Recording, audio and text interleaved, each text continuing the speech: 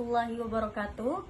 Perkenalkan, saya Azimatun Nikmah, NIM 2020-122-1135. Jadi di sini saya akan menjelaskan atau menjawab pertanyaan dari ujian akhir semester dengan mata pelajaran teori pengambil keputusan. Soal yang pertama yaitu akurasi dan kecepatan adalah dua hal yang sangat penting dalam konteks pengambil keputusan saat ini dan di masa yang akan datang. Analisa dan jelaskan maksud pernyataan tersebut di atas dengan melihat kondisi di dunia bisnis saat ini dan berikan contohnya. Seperti itu soal nomor 1. Yang bisa saya jawab, yang bisa saya jelaskan adalah pernyataan akurasi dan kecepatan adalah dua hal yang sangat penting dalam konteks pengambil keputusan saat ini dan di masa yang akan datang. Mencerminkan pentingnya memiliki informasi yang tepat dan up to date dalam pengambilan keputusan bisnis. Dalam dunia bisnis saat ini yang penuh dengan ketidakpastian dan persaingan yang sangat ketat, akurasi dan kecepatan menjadi faktor kritis yang mempengaruhi keberhasilan suatu organisasi. Berikut ini adalah analisa dan contoh-contoh yang menggambarkan maksud dari pernyataan tersebut. Yang pertama tadi akurasi, yaitu akurasi merujuk pada kendala dan ketepatan informasi yang digunakan dalam pengambilan keputusan. Dalam dua bisnis, keputusan yang salah atau didasarkan pada informasi yang tidak akurat dapat mengakibatkan kerugian finansial, reputasi yang buruk, atau kehilangan peluang bisnis. Dalam era digital dan teknologi saat ini, organisasi harus dapat mengumpulkan ataupun menganalisis dan memanfaatkan data dengan akurasi yang tinggi. Untuk apa? Untuk mengambil keputusan yang tepat waktu. Misalnya, sebuah perusahaan e-commerce menggunakan analisis data yang sangat akurat. Untuk apa? Untuk memprediksi permintaan pasar dan mengatur persediaan produk secara efisien.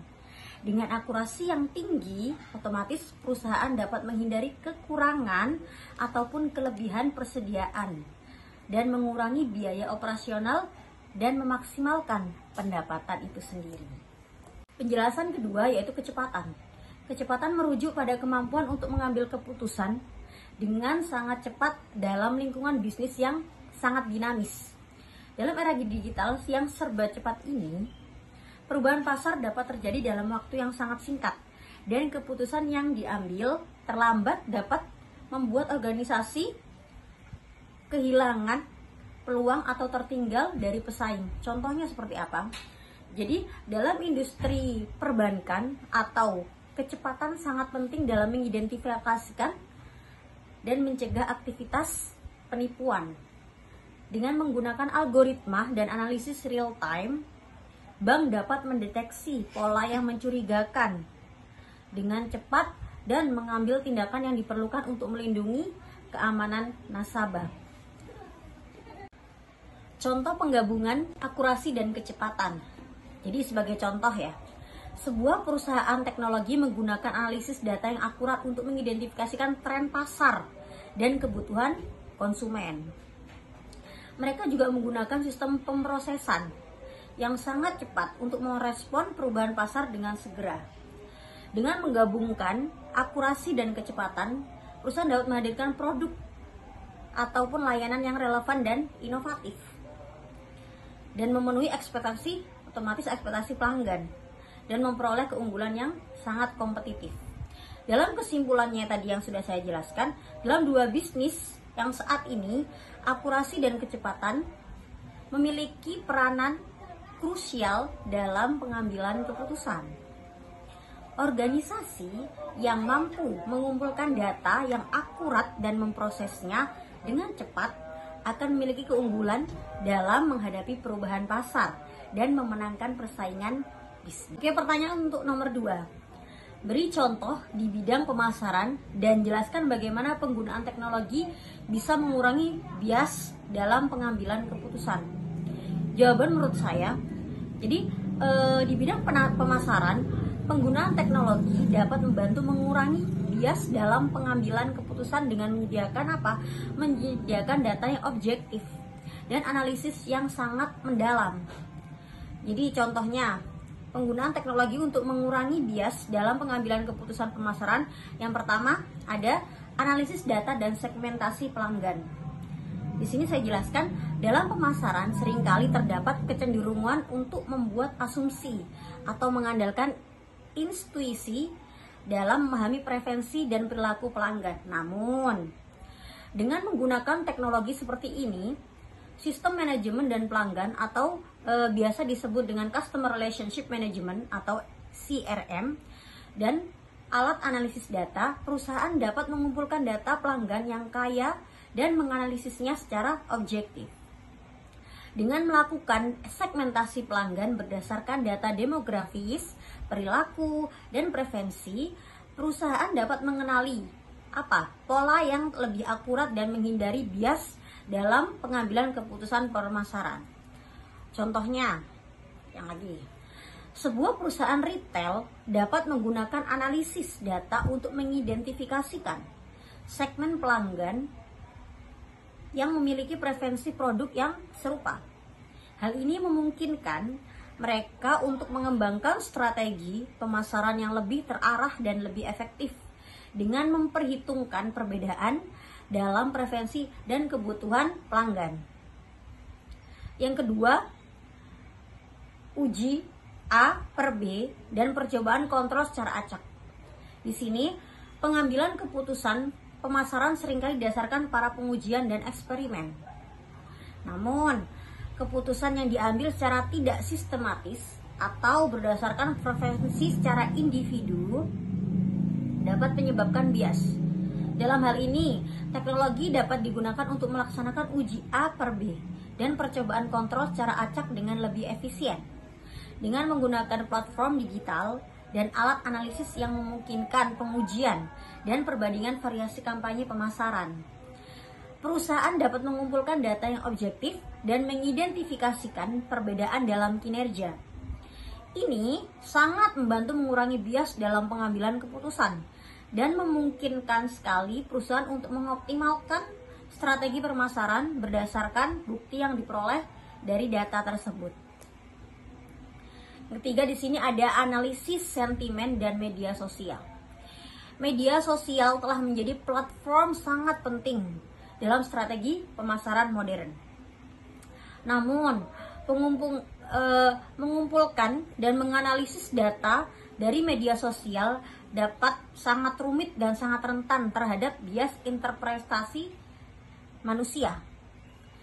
Dengan menggunakan algoritma dan teknik analisis sentimen, perusahaan dapat mengotomatisasi proses pengumpulan dan analisis data dari media sosial.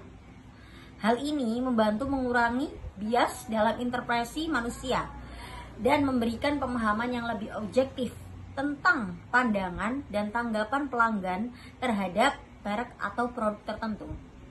Dengan demikian, perusahaan dapat mengambil keputusan pemasaran yang lebih tepat berdasarkan data yang objektif. Penggunaan teknologi dalam pemasaran yang memungkinkan pengambilan keputusan yang lebih berdasarkan data dan mengurangi bias manusia dengan memanfaatkan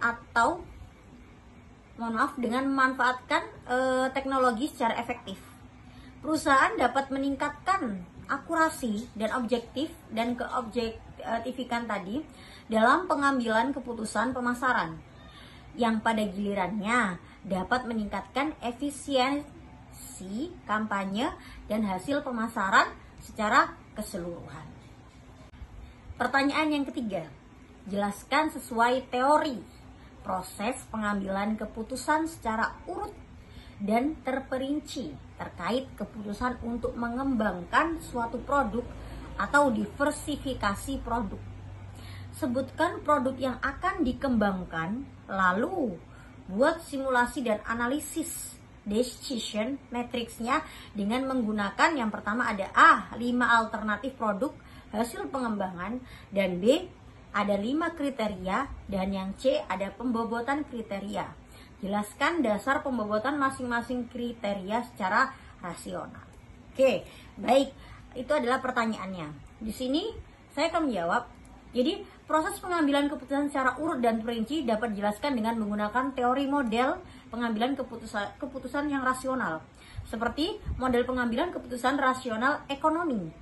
Dalam konteks pengembangan suatu produk atau diversifikasi produk, langkah-langkah berikut dapat diikuti. Yang pertama, langkah pertama yaitu identifikasi alternatif produk.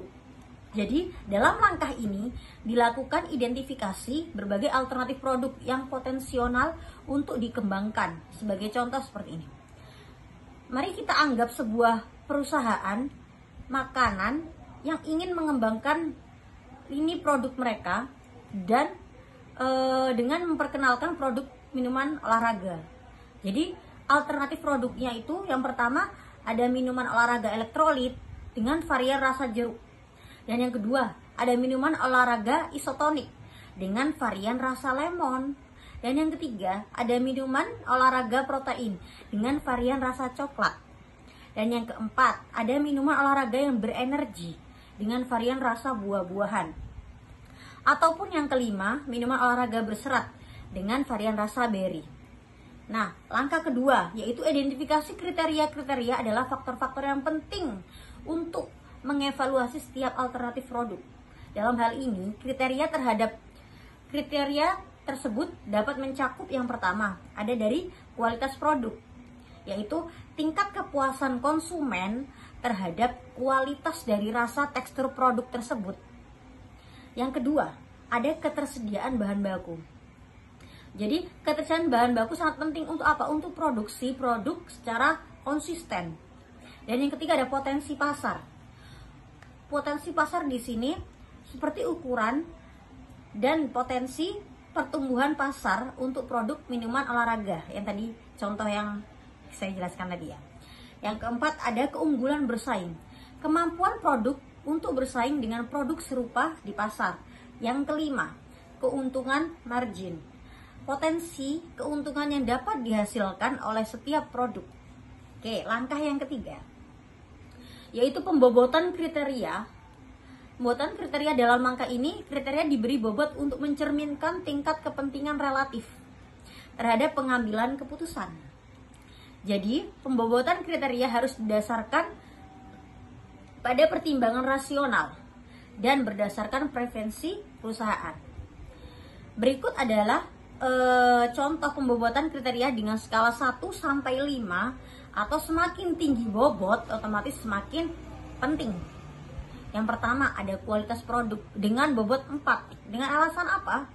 Kualitas produk yang tinggi menjadikan faktor penting untuk kepuasan konsumen dan keberhasilan produk di pasar. Yang kedua ada ketersediaan bahan baku. Itu kita masukkan bobot ke 3.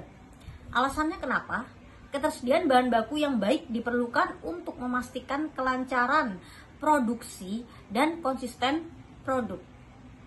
Yang ketiga, ada potensi pasar.